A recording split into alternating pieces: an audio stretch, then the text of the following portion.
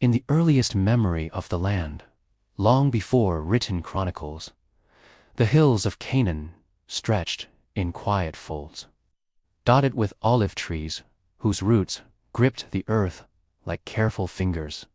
Nomadic herders moved with their flocks, listening to the sound of wind curling between valleys. These first Semitic tribes, whose names are almost lost to time, lived by patterns of stars and seasons. Their tents smelled of smoke and wool. Their children played by streams that still trickle under modern cities. It was here, in whispers carried down through generations, that the story of Abraham was told, wandering figure, guided by visions, leaving Ur and journeying toward a promised land. Whether myth or memory, the tale carried a truth deeper than fact, that this land would become a home for a people bound by covenant. By the time the Bronze Age matured, around 2000 BCE, the land was alive with bustling trade. Caravans stretched like moving threads, bringing spices, copper, and lapis lazuli. Canaanite cities rose with stone walls, guarded by torches that flickered against the dark. Their people wrote on soft clay tablets, recording contracts and prayers in cuneiform. They worshipped a chorus of God's Elbal, a sirich tied to the cycles of rain and harvest. Yet, amid these voices, the early Israelites began shaping a different song, one that hummed with the idea of one God, unseen yet ever present, a gentle flame in the silence. The Israelites were not a single people at once, but tribes slowly weaving together: Reuben, Judah, Levi, and others scattered across the highlands. They lived in small villages of mud brick houses, with goats bleating in courtyards, grain stored in clay jars, and wine pressed in stone vats. What is often forgotten is how these early communities cherished storytelling. By firelight, elders spoke of journeys through deserts, of liberation from Egypt, of a law received on a mountain wrapped in cloud. Whether those events unfolded as later written or not, the telling itself bound them, shaping an identity strong enough to survive centuries. Archaeologists have found pottery shards with faint scratches of early Hebrew script, the letters angular and sharp, like tiny marks of permanence etched against time. They discovered altars where offerings of grain and oil once burned, mingling with prayers. They uncovered simple tools, beads, and seals, small things, yet glowing with intimacy. Proof of lives, both ordinary and profound. As centuries passed, the tribes faced neighbors who were both rivals and teachers. The Philistines, with their iron weapons, challenged them in battle, but also influenced their crafts. The Phoenicians, masters of the sea, traded purple dye and alphabets. From the desert came nomads bearing camels, reshaping commerce. Israel was never alone, always in dialogue with others, absorbing and resisting, blending and refining. Slowly, a yearning grew among the tribes for unity. A single king, they believed, could bind them, defend them, and lift them higher. And so emerged Saul, the first king, chosen in trembling ceremony, crowned not with gold, but with oil poured upon his head, glistening in the torchlight. His reign was fragile, uncertain, yet it marked the beginning of a kingdom that would echo through ages. And after him rose David, the shepherd boy with a harp and a sling, whose songs filled the air with psalms still whispered today. David, captured Jerusalem, making it not only a capital but a heartbeat. A place where tribes converged and identity deepened.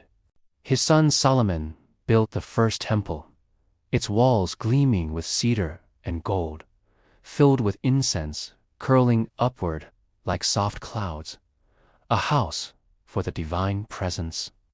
And here, as the temple bells rang softly through Jerusalem's narrow streets, the story of Israel began to shine more brightly.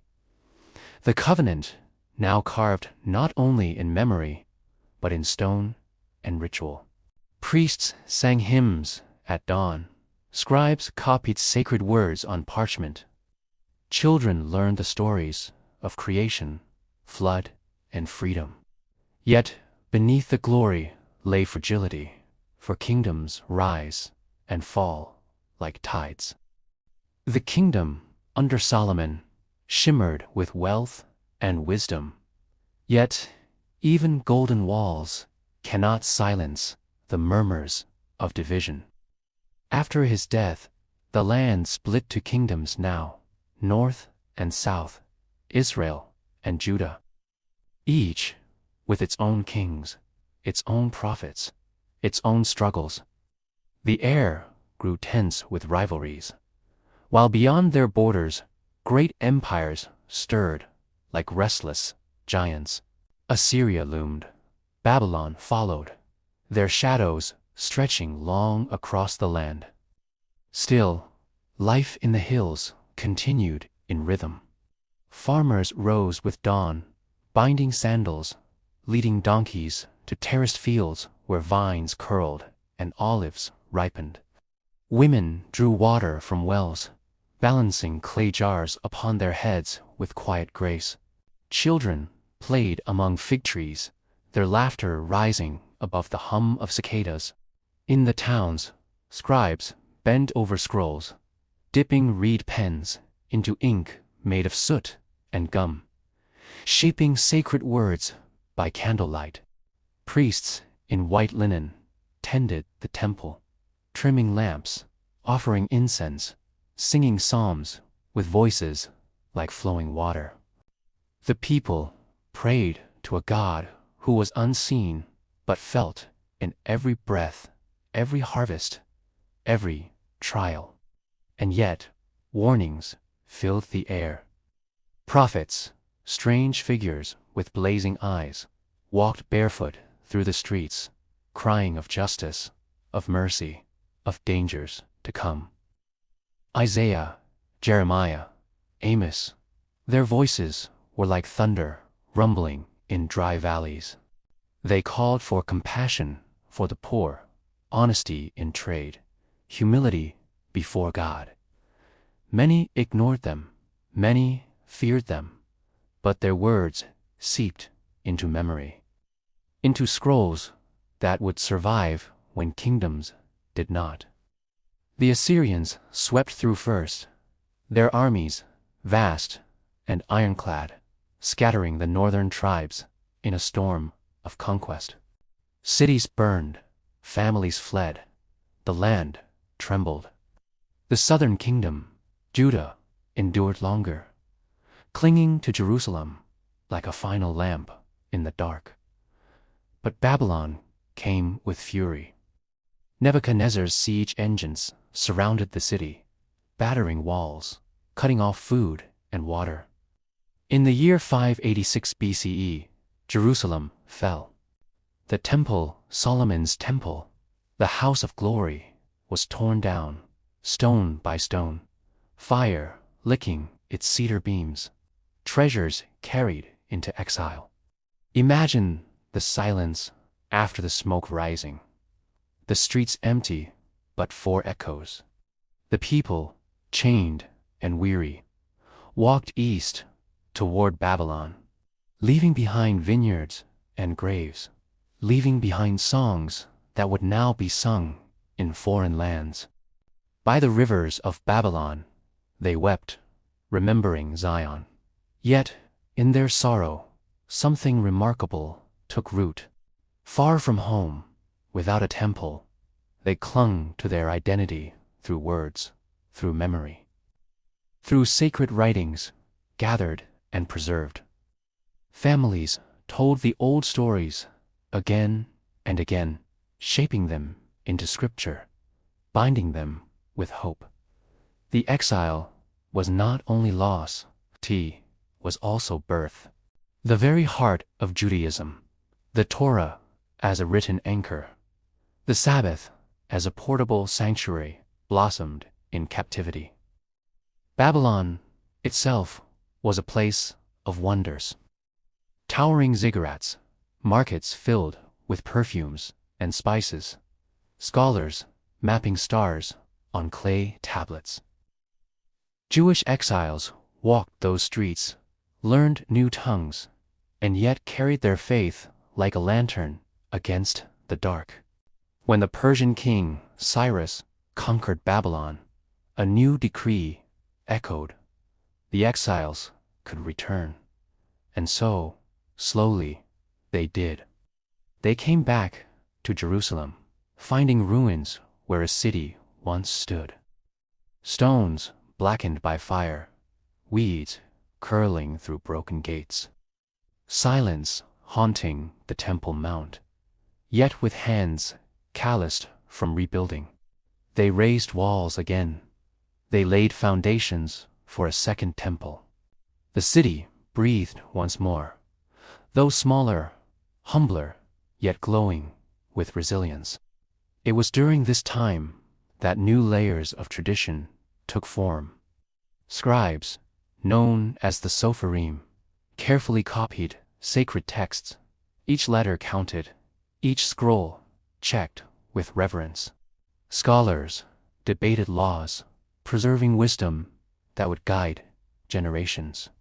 Festivals such as Passover, once tied to farms and flocks, became rituals of memory, performed even in exile, reminding each family of freedom, of covenant, of belonging. The Second Temple period was not only an age of rebuilding, but of transformation. Waves of influence washed over the land: Persian customs, Aramaic language, echoes of Zoroastrian thought.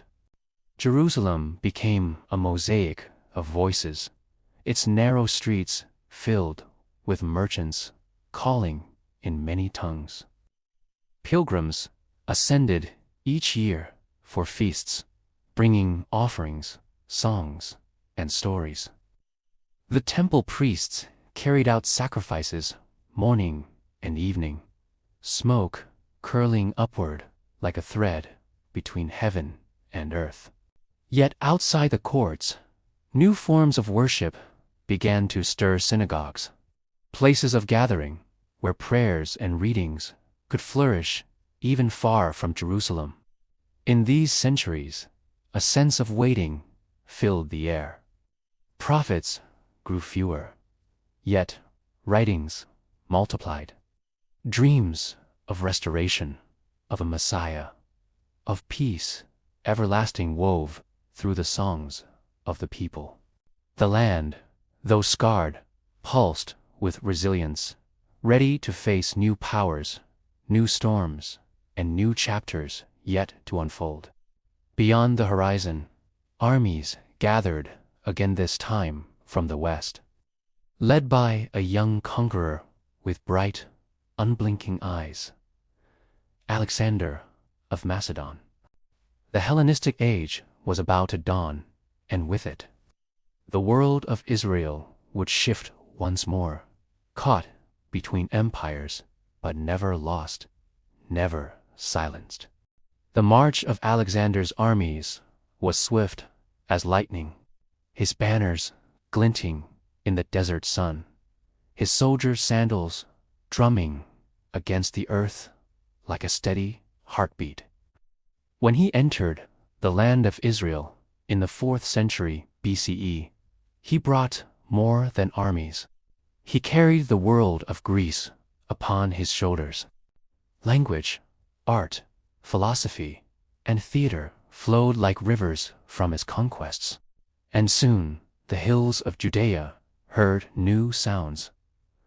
Greek spoken in markets, statues rising in towns, gymnasiums where youth trained under foreign ideals. The scrolls of the Torah now rested beside scrolls of Homer, and though many resisted, many also absorbed fragments of this new culture, blending them with their own. In Jerusalem, priests debated the meaning of these changes. Some sought peace with the new rulers, believing survival lay in compromise. Others whispered of danger, of identity at risk of being swallowed by foreign gods and customs. It was not merely politics, was the soul of a people caught between adaptation and defiance. And then came Antiochus the Fourth, the Seleucid king. His decrees forbade Jewish worship, outlawed circumcision, and desecrated the temple itself, turning it into a shrine for Zeus. To the faithful, it was unbearable. In that moment of darkness, a spark of resistance caught flame. A rural priest named Mattathias and his sons rose in rebellion, their voices carried on the cold wind of the hills. They were the Maccabees, fighters who struck swiftly, retreating into caves and forests, harassing the great armies with determination fueled by faith. The people joined them, inspired by their defiance. Against all odds, the Maccabees recaptured Jerusalem, cleansed the temple, and rededicated it with lamps that burned miraculously for 8 days, though oil remained for only one. The festival of Hanukkah was born a holiday of light in the dark, of endurance when all seemed lost. For a time, Jewish independence flickered again. The Hasmonean dynasty ruled, priests became kings, and the land tasted freedom.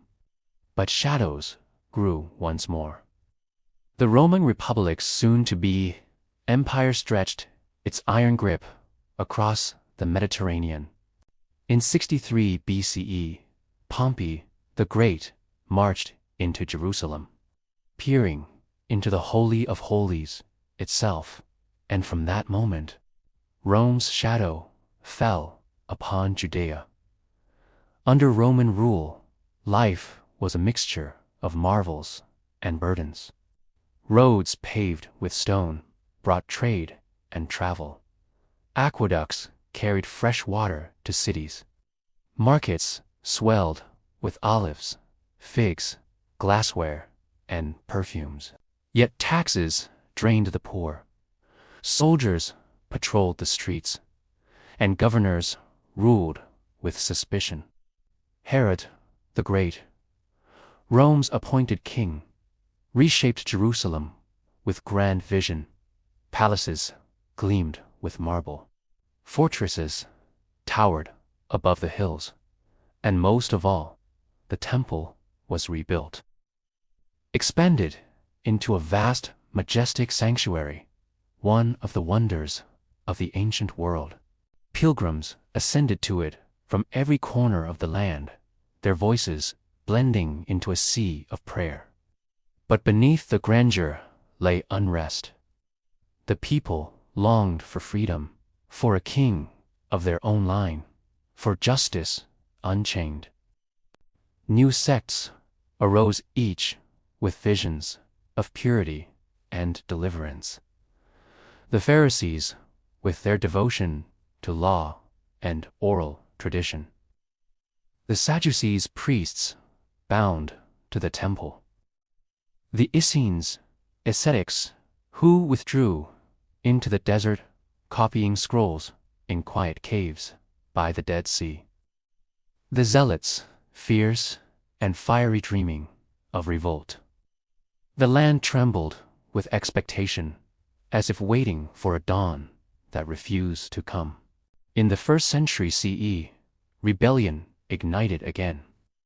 The Jewish war against Rome erupted in 66 CE, fueled by years of oppression and yearning. At first, the rebels held strong, their banners fluttering over Jerusalem. But Rome was relentless. Legions marched under the command of Titus, their siege engines encircling the city. Cutting off supplies, pounding at walls with unyielding rhythm.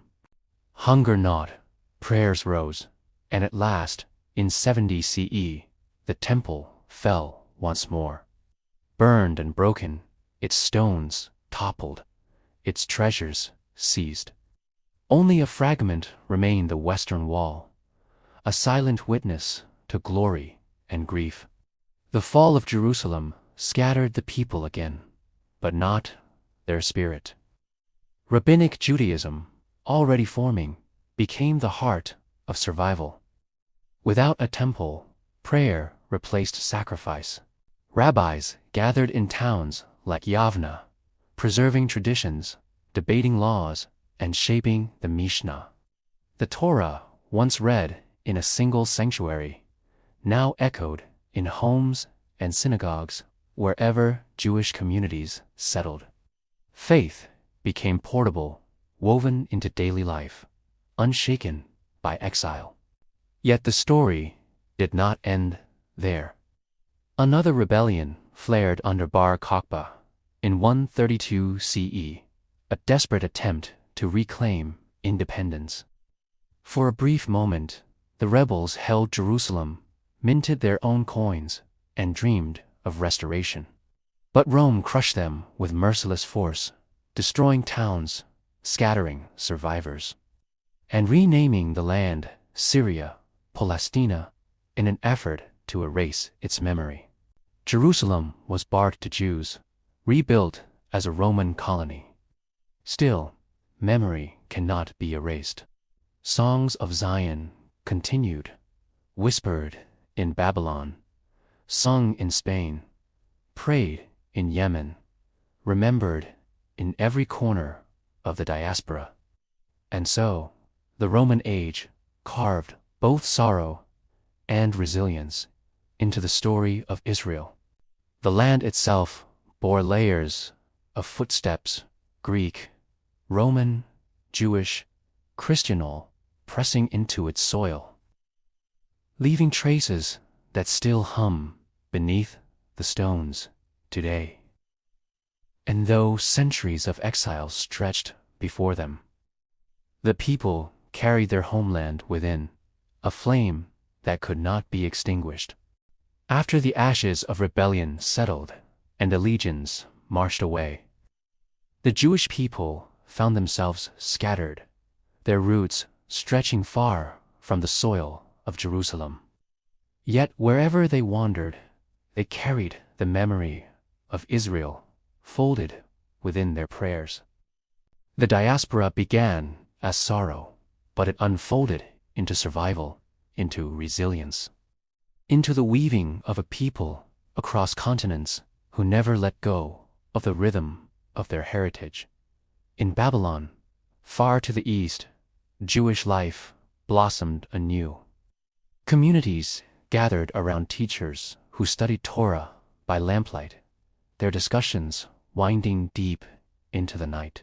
Words flowed like rivers across parchment, shaping the Talmud, a vast sea of law, wisdom, and debate.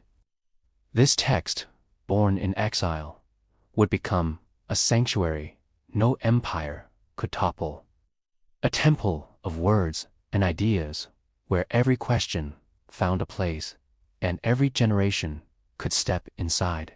Children learned to recite verses with sing-song voices, merchants paused in markets to whisper blessings, and families celebrated festivals with the same melodies that once echoed through Jerusalem's streets. Farther west, Jewish merchants sailed across the Mediterranean, their ships rocking on salt waves beneath the stars. They traded glass from Sidon, spices from Arabia, linen from Egypt. In Rome itself, Jewish quarters bustled with bakers, scribes, and artisans. In Spain, communities grew, their synagogues filled with arches carved in delicate patterns, lanterns glowing warmly against stone. In North Africa, families lit Sabbath lamps that flickered against clay walls, whispering prayers in Hebrew tinged with Berber and Arabic sounds. And yet, life in exile was never without trial. At times, rulers welcomed Jews for their skills in trade, medicine, and scholarship. At other times, suspicion rose like a storm, leading to expulsions, persecutions, and wandering once again.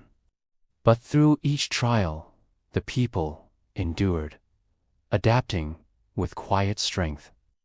They carried portable sanctuaries, the scroll, the Sabbath, the song that no sword could shatter. It was during these centuries that new forms of creativity bloomed. Jewish poets in Spain, under the golden age of Islamic rule, wrote verses that shimmered with longing, weaving Hebrew into the patterns of Arabic poetry.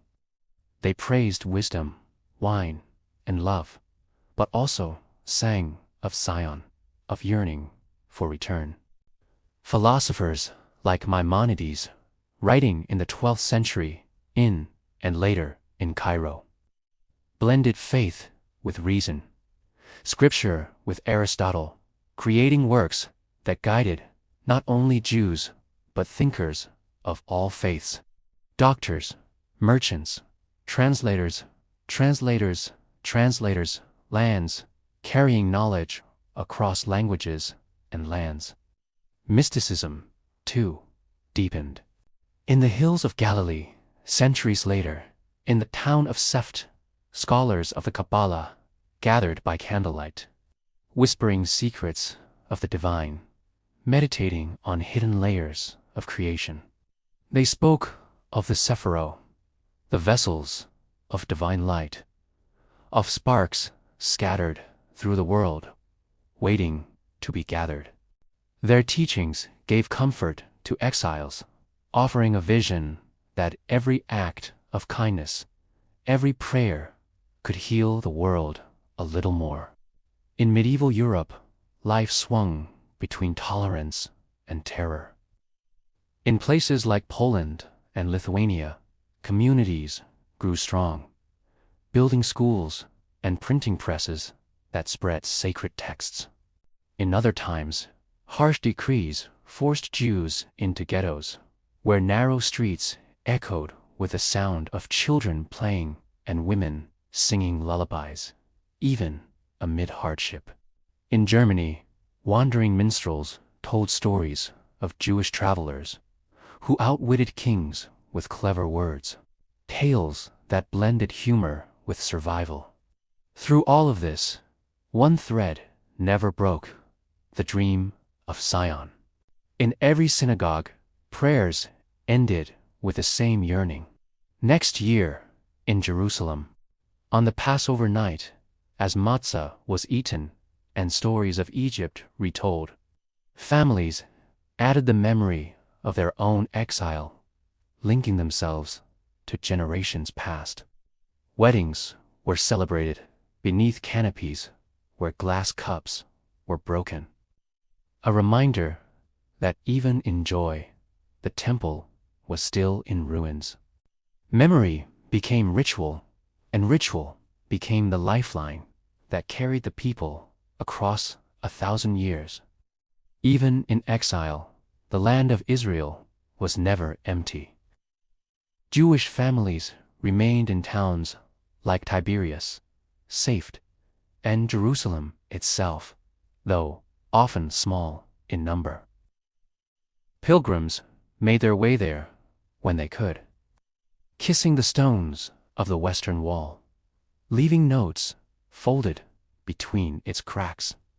Stories tell of Jews who saved coins for decades, then journeyed across deserts and seas, just to die in the land of their ancestors, believing their souls would rest closer to redemption.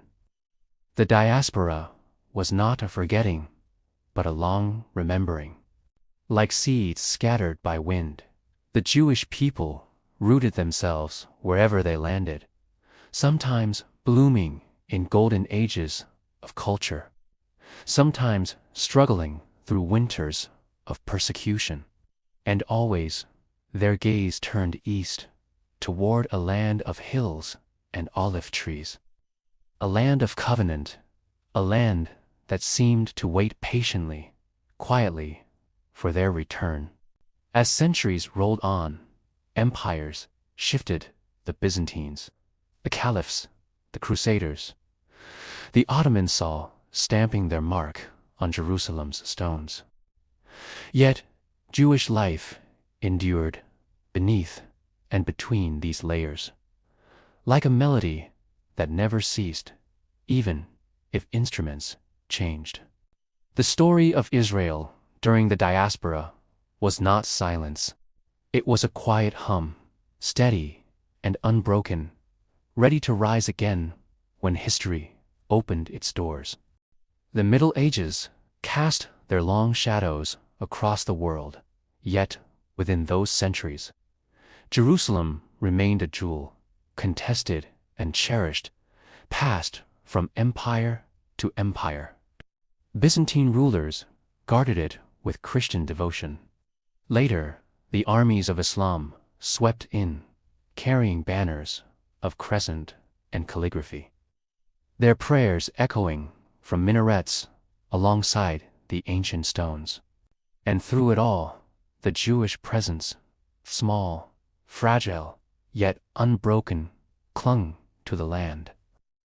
Families lit Sabbath lamps in tucked-away courtyards, their Hebrew prayers rising into the same sky that heard the calls of muezzins and the bells of monks. In the early centuries of Islamic rule, Jewish life found space to breathe. Under the Caliphate, scholars journeyed freely to Jerusalem, Tiberias, and beyond. The Arabic tongue became as familiar as Hebrew. Science and philosophy flowed through shared study. Jewish doctors served in royal courts, their knowledge of herbs and anatomy respected across faiths. Traders from Jewish communities in Cairo, Damascus, and Baghdad passed through the gates of Jaffa, carrying spices, silks, and letters that tied distant exiles together. The land became a crossroads not only of armies but of ideas, its libraries filling with manuscripts that blended Greek, Persian, and Jewish wisdom. Then came the Crusades. In 1099, armored knights from Europe stormed Jerusalem, their swords flashing, their banners marked with red crosses. Blood filled the streets, Christians, Muslims, and Jews alike caught in the tempest. Synagogues burned, and for a time, Jewish presence was nearly extinguished from the holy city. Yet even in exile, the memory endured, the prayers continued. Jewish travelers wrote of Jerusalem as a widow draped in black, mourning her children, yet waiting for them still. By the 13th and 14th centuries, the tide shifted again. Under Mamluk rule, Jerusalem declined in splendor but remained a place of pilgrimage. Small Jewish communities clustered near the Western Wall, their homes simple, their lives modest. Yet mysticism began to stir in their hearts. Scholars of the Kabbalah spoke of hidden truths shimmering beneath the letters of Scripture, of a cosmic order waiting to be repaired.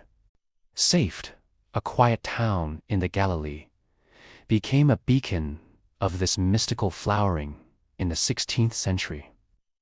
Candlelight glowed in its study halls, as men, like Isaac Luria, whispered of divine sparks scattered through creation. Sparks that every human act could gather back toward unity.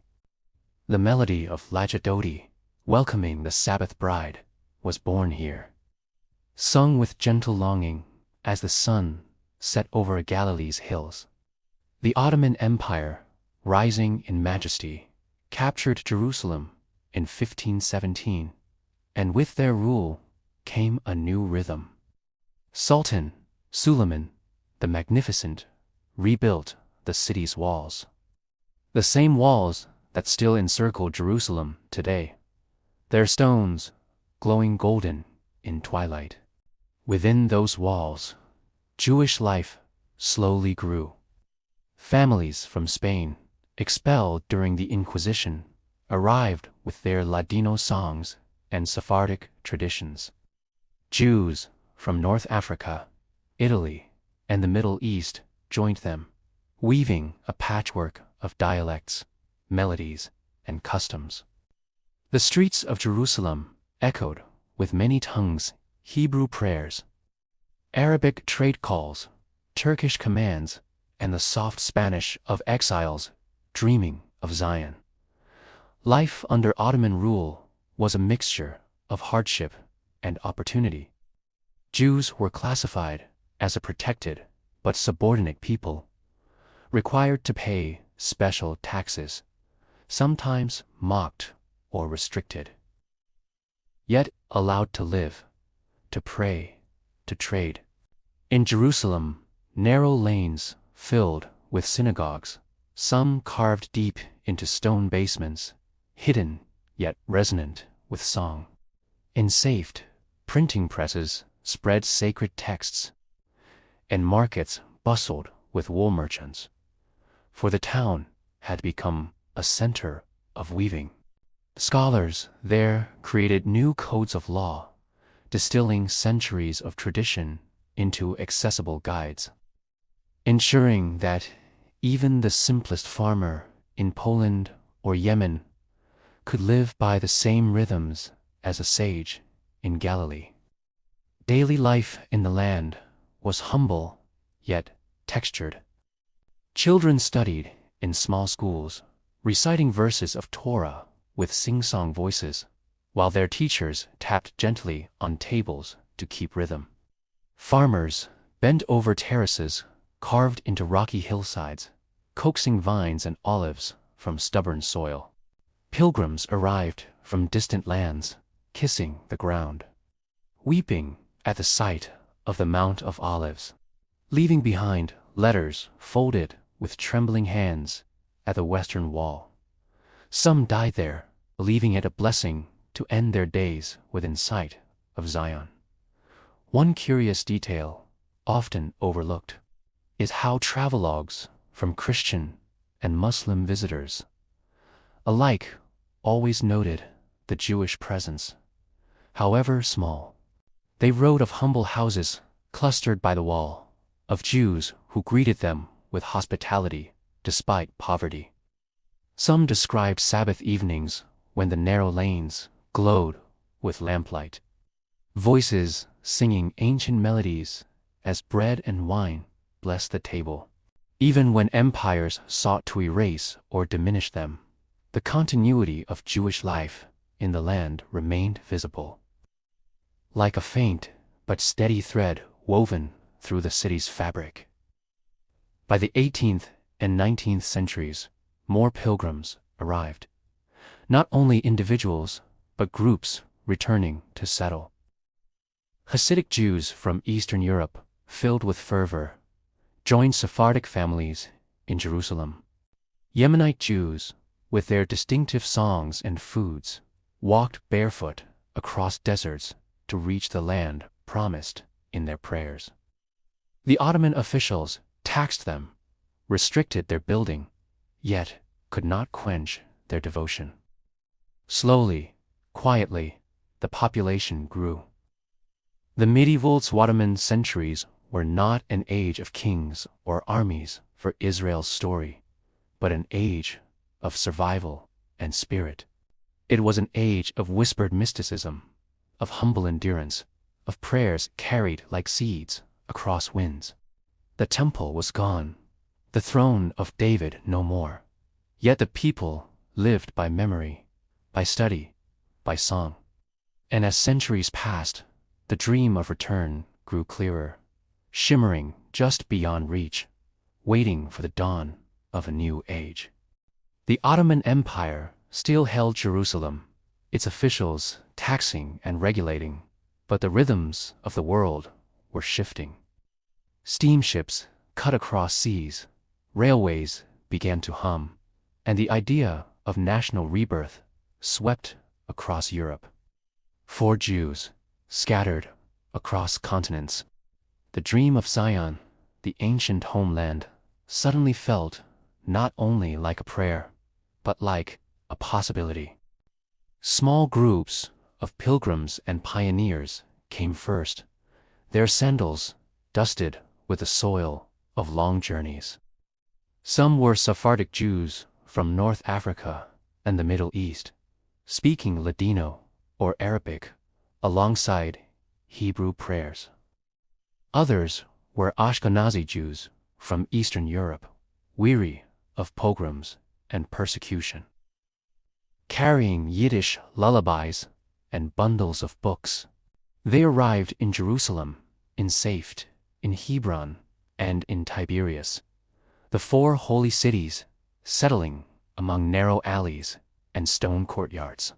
But something new was stirring beyond devotion, a movement to work the land, to plant and to build. In the 1870s and 1880s, the first agricultural colonies, known as Mashavo, were founded.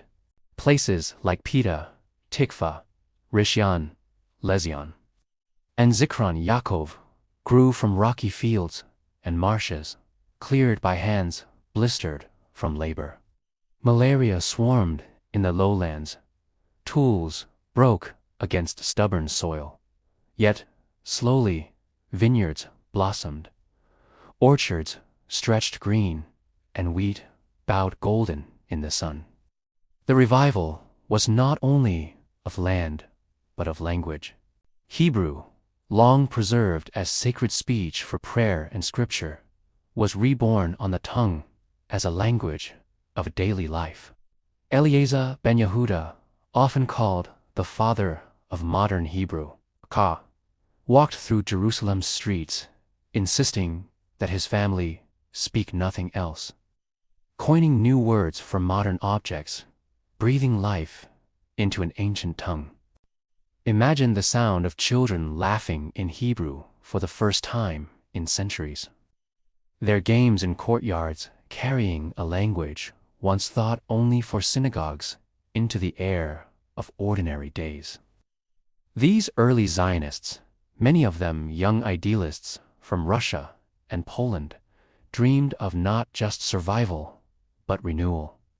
They envisioned kibbutzim, collective farms, where work and life were shared, where songs rose at dawn as men and women tilled fields side by side. Around campfires, they strummed mandolins, sang Hebrew folk songs, and told stories of prophets and kings, believing themselves the continuation of that ancient thread. Their vision was both practical and mystical: to rebuild a nation from the soil, to turn exile into rootedness. Jerusalem in the 19th century was a city of contrasts. Within its old walls, narrow alleys wound past markets bursting with spices, fabrics, and brass lamps. Pilgrims crowded holy sites, Jews at the Western Wall, Muslims at the Dome of the Rock, Christians at the Church of the Holy Sepulchre. Outside the walls, new neighborhoods began to appear: stone houses with gardens, synagogues, and printing presses. The hum of modernity was faint, but present. Curious details shimmer from this era. European consuls established themselves in the city, their flags fluttering above ornate houses, bringing with them printing machines, photography, and schools. Jewish scholars published newspapers in Hebrew, filling columns with debates about identity and faith. Travelers wrote of Yemenite Jews arriving barefoot, their chants filling the streets. Of Persian Jews building small synagogues adorned with bright colors. Of Hasidic pilgrims wrapped in fur hats, despite the Levantine heat. The dream of return also found its voice in literature and politics. In 1896, Theodor Herzl published Der Judenstaat, the Jewish state, arguing that Jews, like other nations, needed a homeland of their own.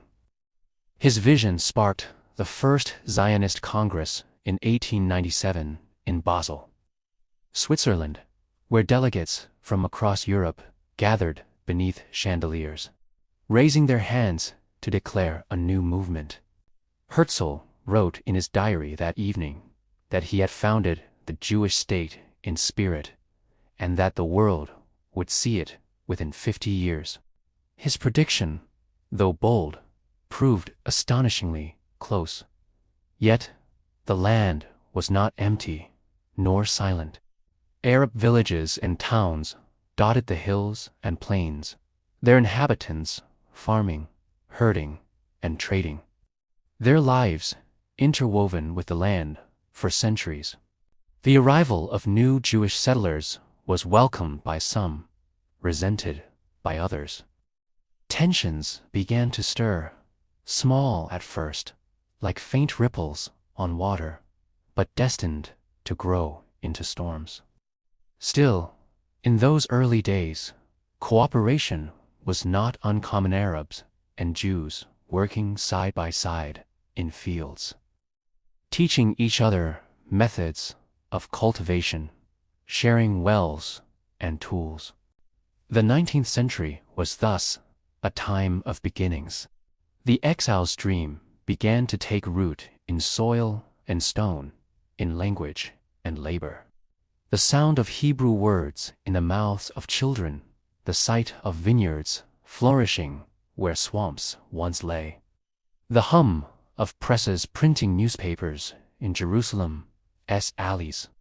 All these were signs that a centuries-long longing was becoming something tangible. And yet, under the calm rhythm of rebuilding, history's undercurrents swirled, carrying both promise and tension toward the 20th century, where the story of Israel would grow even more intense, more luminous, and more fraught. The 20th century dawned with quiet promise and with gathering shadows. The Ottoman Empire, which had long ruled Jerusalem and the land around it, began to weaken, its grasp loosening as wars and debts eroded its strength. By 1917, amid the thunder of the First World War, British soldiers marched through the land, and with them came a declaration that would shape destiny, the Balfour Declaration, a promise of support for a national home for the Jewish people. In Jerusalem, the Union Jack fluttered, where once the crescent of the Ottomans had waved. British officers in khaki rode past stone gates, and in London, diplomats debated words that would echo across decades. For Jewish settlers, the declaration felt like a long-awaited opening. For Arab residents, it stirred unease, the sense that their own lives and aspirations might be overshadowed by promises made in distant halls of power. The British Mandate years unfolded like a tapestry of contrasts. Jewish immigrants arrived in waves, escaping persecution from Europe, first in trickles, then in torrents. In the 1920s and 1930s, fields filled with new settlements, orange groves in Jaffa, glowed fragrant. And cooperative kibbutzim flourished with songs sung at dawn. Tel Aviv, founded in 1909 as a small cluster of houses upon sand dunes, grew into a bustling city with cafes, cinemas, and boulevards lined with Bauhaus buildings, pale white against the azure Mediterranean. It was the first modern Hebrew city, a place where newspapers rustled in the revived tongue, where poets recited verses under the stars, where children's laughter mixed with the strains of mandolins at seaside. Yet alongside growth came turbulence. Arab inhabitants, fearing displacement, organized strikes and uprisings, their voices echoing from villages and marketplaces.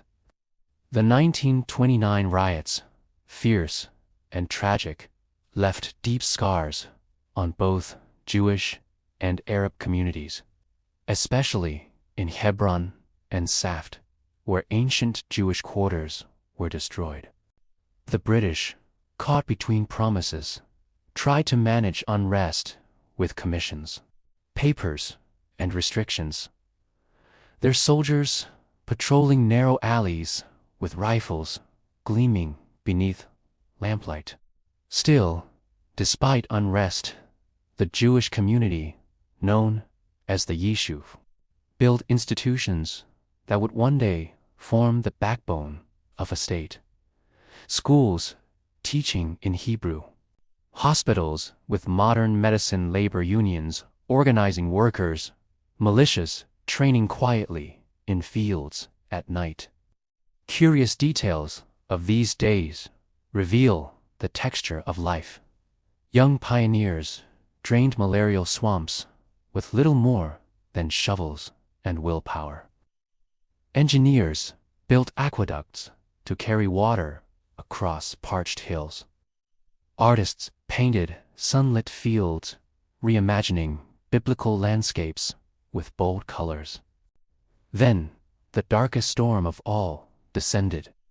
Across Europe in the 1930s and 1940s, the rise of Nazi Germany brought unimaginable horror. Jews who had once debated philosophy in Berlin, who had run shops in Warsaw's bustling streets, who had sung lullabies in Yiddish by candlelight millions, were driven into ghettos, herded onto trains, and murdered in camps whose names still chill the spine. Auschwitz, Treblinka, Sobibor. The Holocaust extinguished 6 million lives, entire worlds of memory and tradition. For those in the Yishuv war, news filtered in slowly, unbearably, as letters ceased to arrive, as entire towns vanished from maps. The land of Israel became not just a dream, but a desperate necessity, a refuge for the remnants of a shattered people. British policy, however, wavered. Tensions with Arabs grew. Britain issued white papers limiting Jewish immigration, even as refugees crowded ships seeking escape. Some vessels were turned back, their passengers left adrift in despair. Yet others slipped through, landing secretly on moonlit beaches, welcomed by underground networks. The Haganah, the Jewish defense force, guarded settlements at night, their watchfires glowing in silence, while more radical groups like the Irgun and Lahi launched attacks on British targets, believing only resistance would open the gates. After the Second World War, the world's conscience could no longer ignore the plight of survivors. Ships like the Exodus set sail, carrying thousands, battered and defiant, their decks crowded with faces turned toward Zion. The British, weary and embattled, handed the question of Palestine to the newly formed United Nations. In 1947, the UN voted on partition to divide the land into a Jewish state and an Arab state, with Jerusalem under international control. The Jewish leadership accepted, their hearts trembling between relief and grief that after centuries, state was within reach. Grief that the land would again be divided and contested. The Arab leadership rejected the plan, unwilling to cede to partition. And then, in May of 1948, as the British prepared to depart, David Ben-Gurion stood in Tel Aviv's Museum Hall. The air was tense, electric, filled with the hum of history. Before an audience of leaders and ordinary citizens, beneath a simple portrait of Theodor Herzl, he declared the establishment of the State of Israel. Outside, crowds erupted in song and dance, tears streaming, voices hoarse with joy. For the first time in nearly 2,000 years, the Jewish people had a sovereign state in their ancient homeland. Yet even as joy rang through Tel Aviv streets, war loomed at the gates. Arab armies from neighboring countries massed their tanks and rifles advancing. Within hours, the new state faced invasion from all sides. It was a birth in fire, survival uncertain, the cradle of independence rocking amid the roar of war. Still, the declaration had been made, the promise had been spoken aloud, and a new chapter of history had begun. The State of Israel was born not in peace, but in fire. Within hours of the declaration, in May 1948, armies from Egypt, Jordan, Syria, Lebanon, and Iraq poured across the borders, determined to smother the young nation in its cradle. Still echoing with celebrations, grew hushed at the sound of air raid sirens. Families huddled in shelters as bombs fell. Young men and women, many barely out of school, were handed rifles and sent to the front. It was called the War of Independence by Israelis and the Nakba, the catastrophe, by Palestinians. Many Palestinian families fled or were expelled from villages, some hoping to return when the fighting ceased, others driven by fear and chaos. They carried keys to homes they would never see again, joining refugee camps in Gaza, Lebanon, and Jordan. Thus began one of the deepest wounds of the conflict, a wound that has yet to fully heal. For Israel, the war was desperate. Ammunition was scarce. Supplies smuggled in from Europe were cobbled together. Planes were sometimes old, patched-up relics flown by volunteer pilots from abroad. But determination burned brightly. Survivors of the Holocaust, who had endured camps and ghettos, now fought for a home they could call their own. Kibbutz members took shifts at the front lines, then returned to milk cows at dawn. Slowly, through exhaustion and sacrifice, Israel held the line. By 1949, ceasefire agreements were signed. Israel's borders stretched beyond the UN's original partition lines, encompassing more land than expected, including Western Jerusalem. But the Old City, with its sacred stones, remained under Jordanian control, inaccessible to Jews.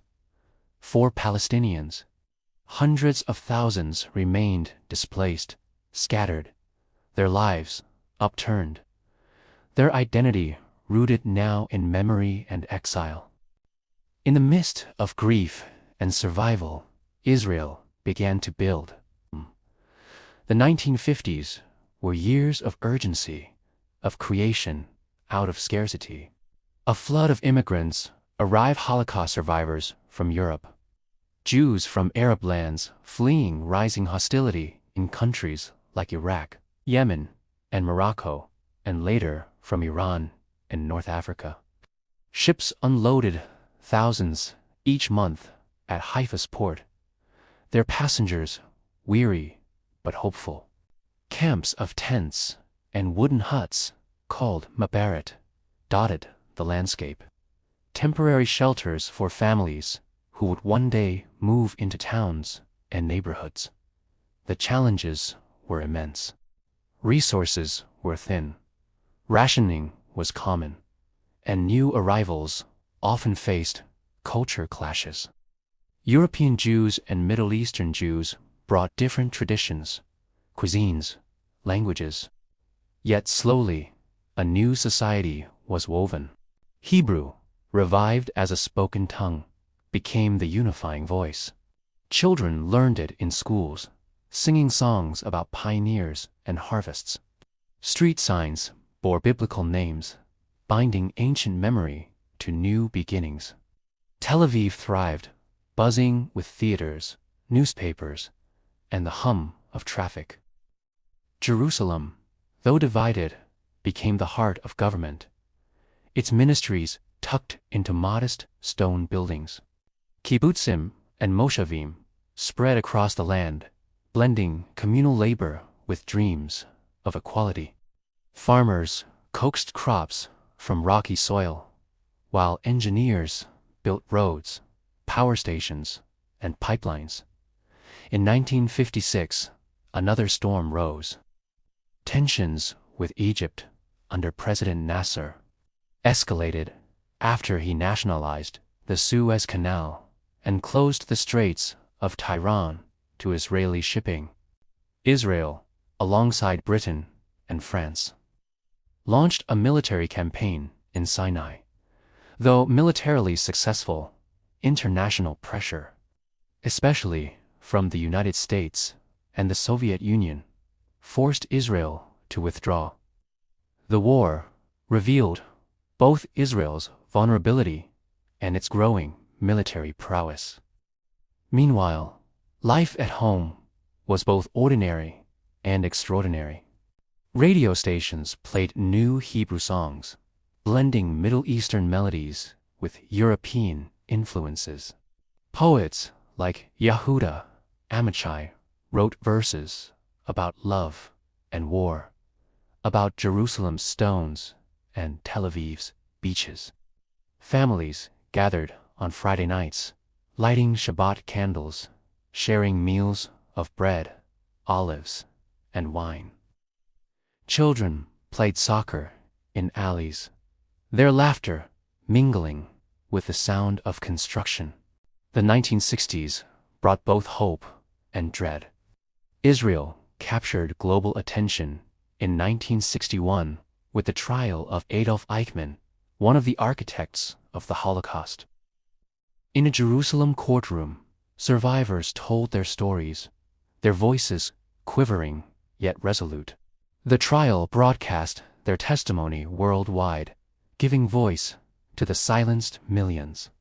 For Israelis, it was a painful reckoning with recent memory, and a reminder of why the state existed at all. But tension simmered on the borders. Guerrilla attacks from neighboring territories increased. Arab leaders vowed to challenge Israel's existence. And in May 1967, amid rising hostility, Egypt massed troops in Sinai, closed the Straits of Tiran again, and allied with Jordan and Syria. The air grew thick with fear. Israelis dug trenches, distributed gas masks, prepared for the worst. Yet, in the space of 6 days, the war that followed changed everything. In June 1967, Israel struck first, launching a preemptive strike that destroyed Egypt's air force on the ground.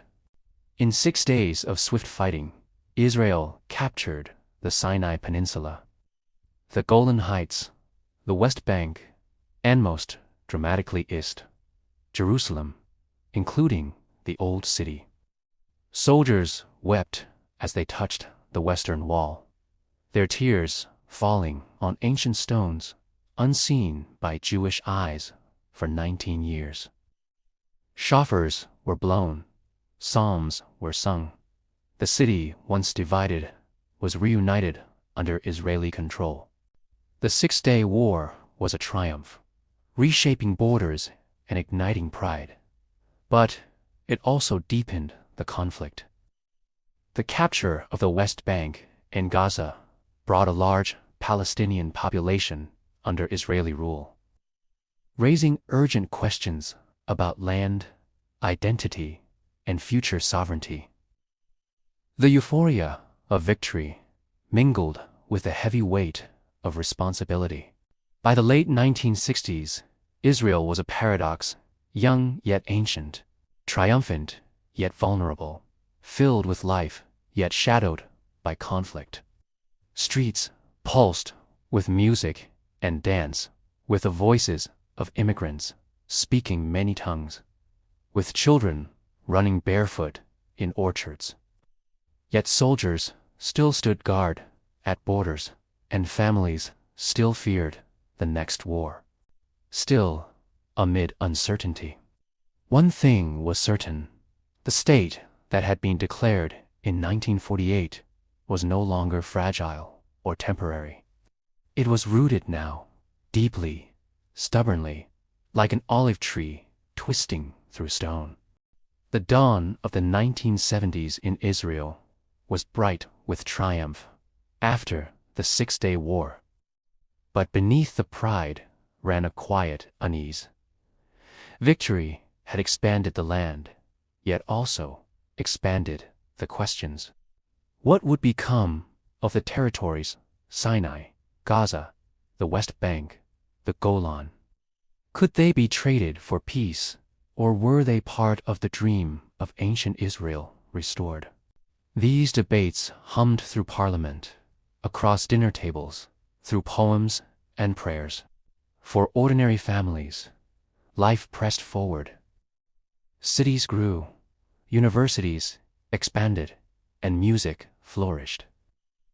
Singers strummed guitars, voices mingling in their lyrics, filled with yearning and hope. Children who had been born into the newborn state were now young adults, taking their turn in the army, working the fields, or studying by lamplight. But peace was fragile. In October 1973, during Yom Kippur, the holiest day in the Jewish calendar, when the streets of Israel fell silent suddenly, sirens shattered the stillness. Egyptian and Syrian forces launched a surprise attack across the Suez Canal and the Golan Heights. Soldiers, many fasting and praying, were rushed from synagogues to the front lines. At first, Israel reeled, unprepared for the scale of the assault. Tanks burned, air bases were struck, and villages along the front were evacuated. Families listened to radios in terror, praying for loved ones at the front. But slowly, painfully, Israel regained its footing. Counterattacks pushed Egyptian forces back across Sinai, while in the north, the Syrian advance was halted and reversed. After weeks of fighting, a ceasefire was brokered. The cost was staggering: thousands of Israeli soldiers killed, tens of thousands wounded, and a society shaken to its core. The aura of invincibility from 1967 was gone. Israel was still strong, yes, but also mortal, vulnerable. Many families carried grief like a stone in their hearts. And yet, from the ashes of war came a spark of peace. The Egyptian president, Anwar Sadat, shocked the world in 1977 when he flew to Jerusalem. He spoke before Israel's parliament, the Knesset, declaring his willingness to end the cycle of bloodshed. Israelis watched an Arab leader standing in their capital, speaking of peace. It was unthinkable, and yet it was happening. The following years saw secret meetings, tense negotiations, and the guiding hand of U.S. President Jimmy Carter. In 1978, at Camp David, Prime Minister Menachem Begin and President Sadat signed an agreement. Israel would return the vast Sinai Peninsula, and Egypt would recognize Israel's right to exist. In 1979, peace was sealed with a treaty. Israelis danced in the streets, waving flags, their voices echoing into the night. But not all celebrated. Some saw the withdrawal from Sinai as a painful loss of land and security. Among Palestinians, peace between Israel and Egypt brought no resolution to their own struggle. The refugee camps remained, the question of statehood unanswered, the dream of return unfulfilled. Meanwhile, within Israel, society shifted. The 1970s saw political change as Begin's Likud party rose to power, ending decades of labor dominance. Settlements began to appear in the West Bank and Gaza, small communities that would grow into a central issue for decades to come. Some settlers were driven by religious conviction, believing they were reclaiming biblical land. Others sought affordable housing or new opportunities. The 1980s dawned with tension still lingering. In 1982, Israel invaded Lebanon, aiming to drive out the Palestinian Liberation Organization, PLO, which had launched attacks across the border. At first, many Israelis supported the operation, but as the war dragged on and television screens filled with images of destruction, doubts deepened. The massacre of Palestinians in the Sabra and Shatila camps by Allied militias horrified the world and shocked Israel itself, leading to massive protests in Tel Aviv. For the first time, Israelis questioned not only their leaders' choices, but their own moral responsibilities. At home, daily life continued with a mix of hardship and resilience. Inflation soared in the early 1980s, eroding savings and pushing families to the edge. Yet, creativity thrived. Israeli cinema, literature, and music blossomed. Voices capturing the complexities of identity, exile, and hope. Children played in neighborhoods lined with eucalyptus trees. Students debated politics in, and families gathered on balconies overlooking Mediterranean sunsets. The decade also brought waves of new immigrants. Jews from Ethiopia, through daring rescue missions like Operation Moses in 1984, arrived in Israel after centuries of isolation. Their presence enriched Israel's cultural tapestry, though adjustment was often difficult. Schools, synagogues, and neighborhoods opened to new accents, new traditions, new faces. The story of return continued to unfold, each chapter more diverse than the last. Toward the late 1980s, a new storm rose from within the territories.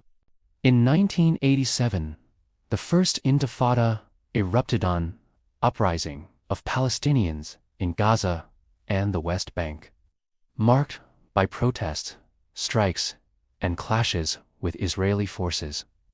Images of stone-throwing youths facing soldiers with rifles spread across the world, reshaping the narrative of the conflict.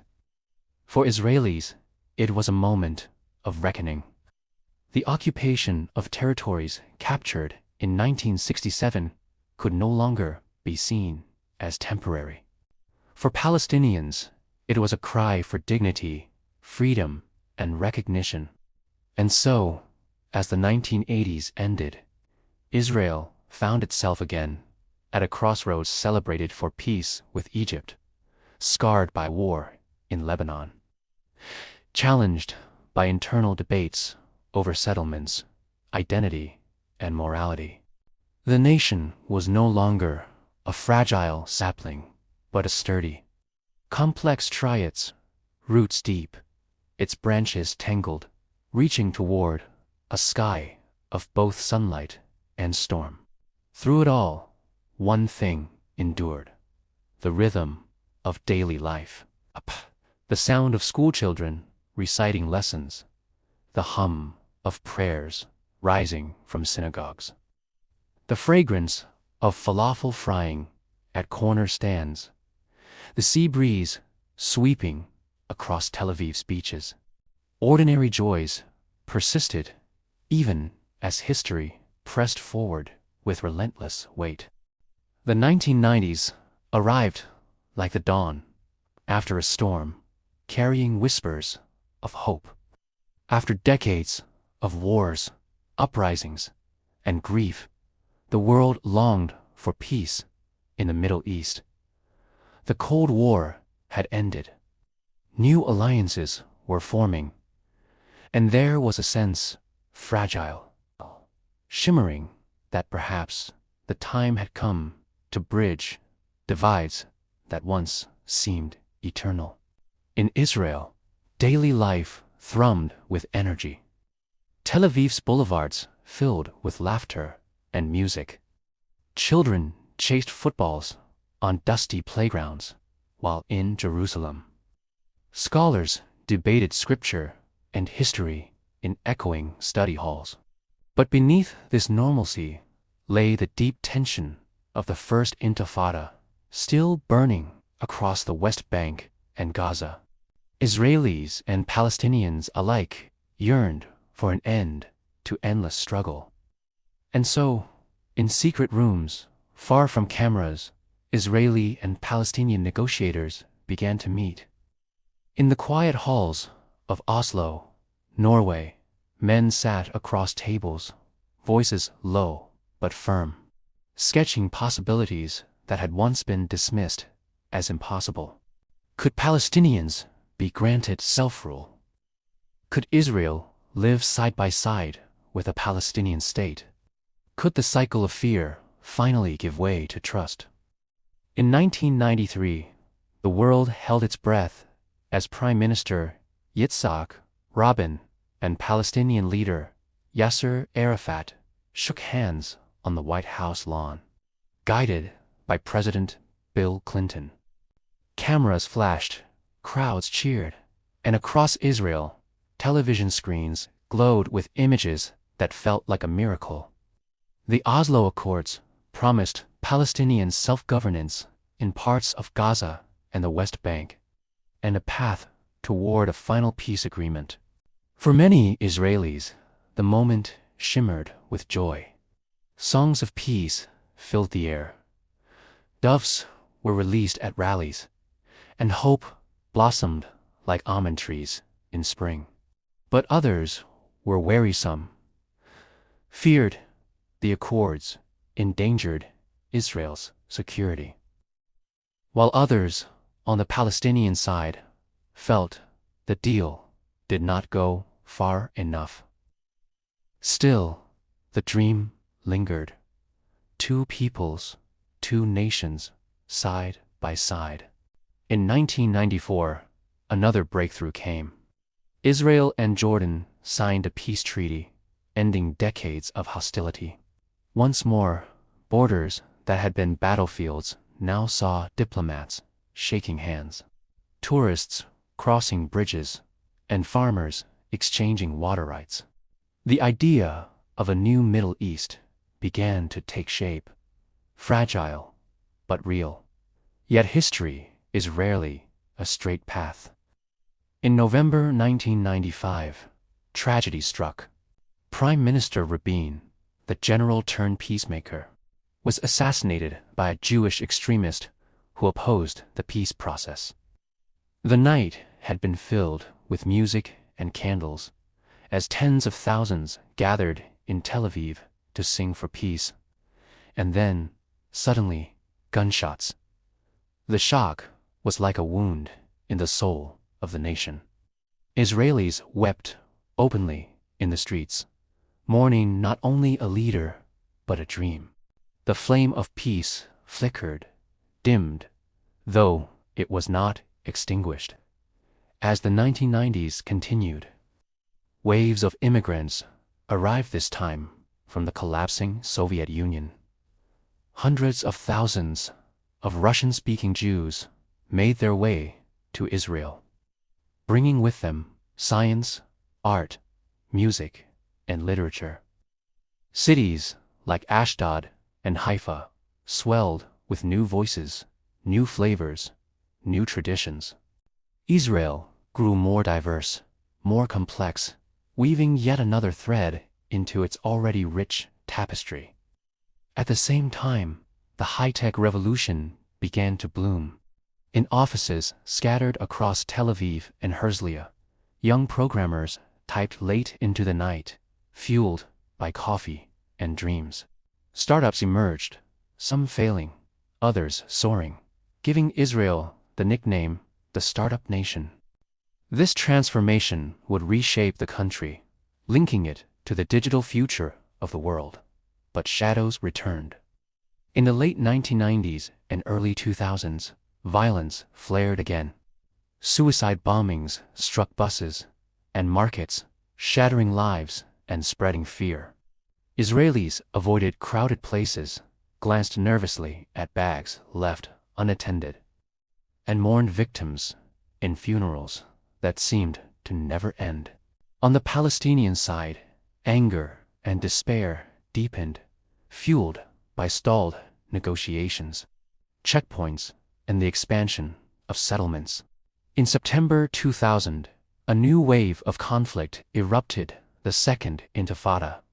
For years, it raged with bloodshed, suicide attacks, military operations, and crushing despair. Israeli tanks rolled through Palestinian towns, while Palestinian families grieved sons and daughters lost in clashes.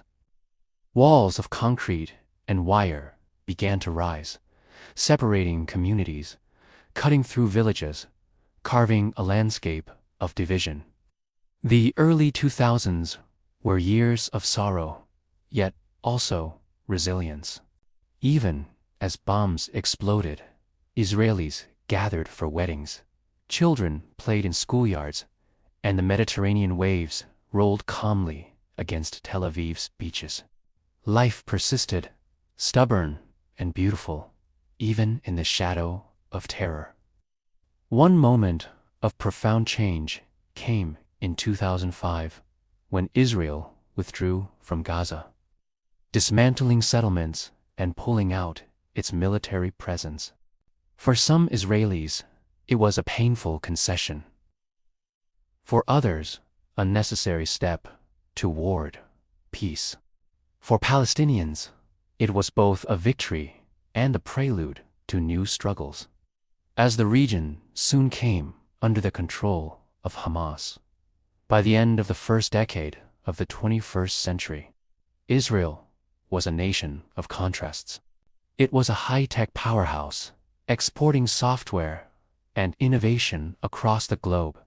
Yet, it was also a land of walls and checkpoints, where peace seemed as elusive as ever. Its cities pulsed with nightlife, art, and invention, while its borders simmered with conflict. Its people carried both trauma and resilience, hope and fatigue, and always, beneath it all, the land itself endured the hills of Galilee, turning green with spring rains.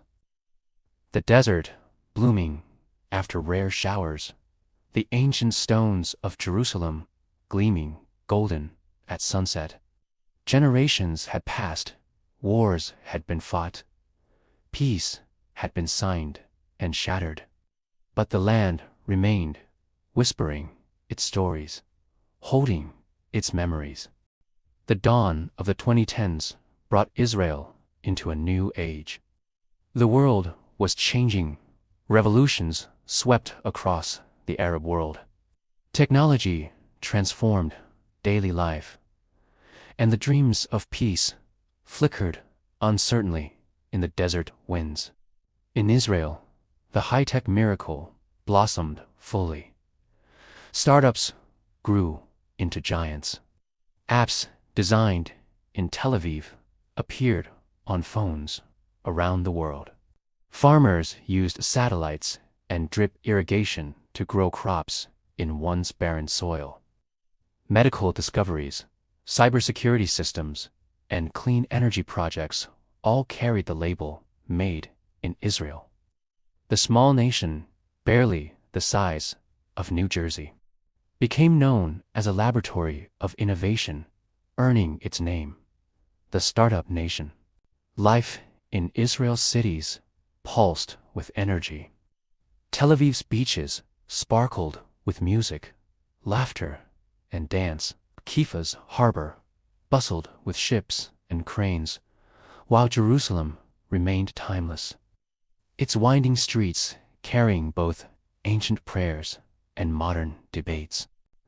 On Friday evenings, families gathered for Shabbat dinners, candles glowing against the night, while on Saturday mornings, filled with people sipping coffee, chatting, and dreaming. Yet, beyond the beauty, the conflict remained. In 2008, 2012, and 2014, wars erupted between Israel and Hamas in Gaza. Rockets flew over the skies, sirens wailed, and families ran to shelters. Israeli towns near the border lived under constant fear of attack, while Palestinian families in Gaza endured bombings, shortages, and devastation. Each round of fighting left scars deep and unhealed. Within Israel itself, society grew more diverse, yet also more divided. Secular and religious communities wrestled with questions of identity. Jewish and Arab citizens of Israel worked together in universities and hospitals, yet also carried wounds of mistrust. Politics grew heated, with leaders like Benjamin Netanyahu dominating the scene, steering Israel through years of both triumph and turmoil. In 2010, the Middle East shifted with the Arab Spring. From Tunisia to Egypt, from Libya to Syria, uprisings changed the balance of power. Israel watched carefully, anxious and alert. The Syrian civil war raged nearby, spilling refugees across borders, while Iranian influence expanded, raising fears in Jerusalem. The region was unstable, unpredictable, and Israel braced itself for every turn. Yet even in the midst of uncertainty, something unexpected began to bloom. In 2020, Israel signed agreements with several Arab nations: the Abraham Accords, the United Arab Emirates, Bahrain, Morocco, and Sudan opened relations, exchanging embassies, flights, and trade. For the first time in decades, Israeli tourists strolled through Dubai's markets. Emirati investors shook hands with Israeli tech leaders, and a new era of cooperation seemed to dawn. The accords did not solve the Israeli-Palestinian conflict, but they showed that peace, in some form, was possible. Old enemies could become partners. The Middle East was changing. Meanwhile, daily life carried its own joys and trials. Young soldiers stood guard at checkpoints, while couples walked hand in hand through Jaffa's seaside. Farmers in the Negev desert planted vineyards where once only sand had stretched. Pilgrims from every corner of the world came to Jerusalem, whispering prayers at the Western Wall, kneeling at the Church of the Holy Sepulchre, walking the narrow lanes where prophets and kings once wandered. Then came the pandemic of 2020. Israel, like the rest of the world, faced lockdowns, empty streets, and the eerie silence of shuttered schools and shops. Yet once again, Israeli scientists played a role in creating treatments and vaccines, racing alongside global researchers to push back against the virus. Families lit Shabbat candles over video calls. Grandparents saw grandchildren through screens, and the resilience of the people shone quietly, even in isolation. But the 2020s also brought renewed pain. Clashes in Jerusalem spilled into violence. Gaza saw another eruption of war in 2021, as rockets streaked across the skies and airstrikes thundered in reply. The cycle of fear and grief returned, reminding all that peace was still fragile, still distant. And then, in October 2023, came one of the darkest days in recent memory.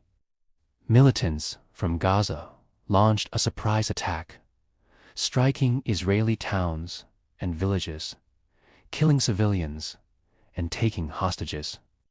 The shock was like a deep wound in the heart of the nation.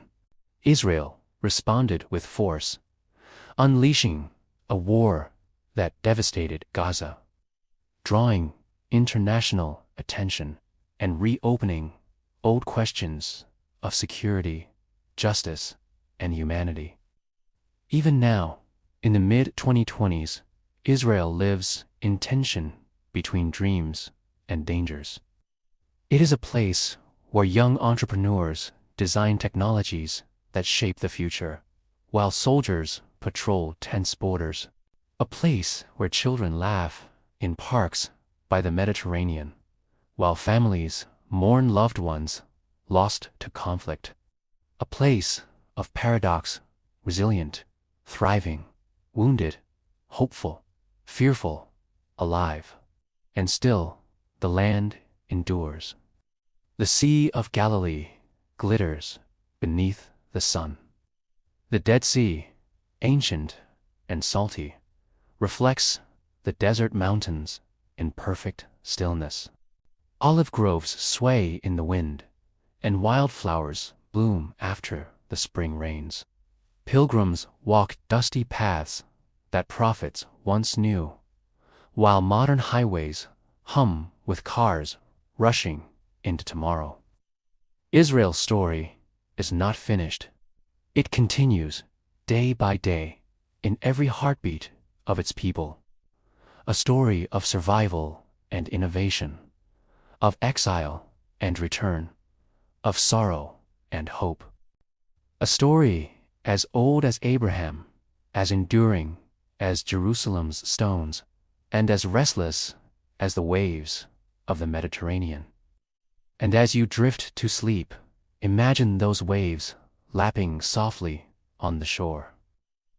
Imagine the hills of Galilee turning gold in the setting sun. Imagine the lights of Tel Aviv twinkling like stars beside the sea. The story of Israel is long, complex, often painful, yet also filled with resilience, creativity, and dreams of peace.